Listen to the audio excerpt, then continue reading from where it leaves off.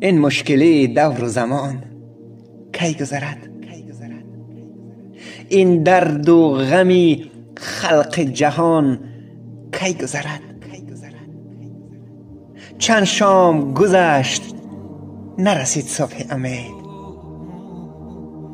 این شامی غمی فصل خزان کی گذرد؟ گویند مرا شاد بزی غصه مخور،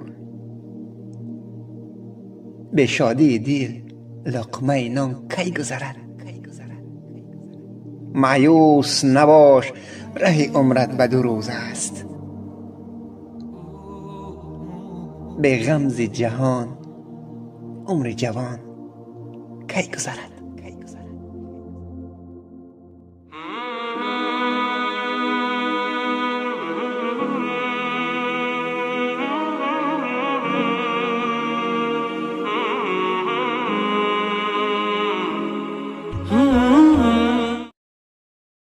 мо қариб ҳама гуна маълумоти идорӣ ва мактабиро бо назардошти сифат ва завқи шумо аз машҳуртарин тамғаҳои молии дунё пешниҳод мекунем. С кӯчактарин ашёи мактабӣ то бузургтарин мол барои таҳсилу тадрис ин ҷо омодаи харидорон аст. Сифати баланд, нархи дастрас, интихоби васеъ ва бархурди инфиродӣ дар Килк аст. Нишони мо кӯчаи Навобод 75А, кӯчаи Беҳзод 34 ва ошёнаи дуюми маркази савдои Садбарг. Иловатан молумаҳсулоти моро аз марказҳои савдои Пайкар, Ёвар, Ёсин ва Европа харидорӣ карда метавонед. Занг бизанед ва ё дар Viber бинависед 93 117 15 93 894 33 33. Килк, интихоби волидон ва хушбахтии кӯдакон.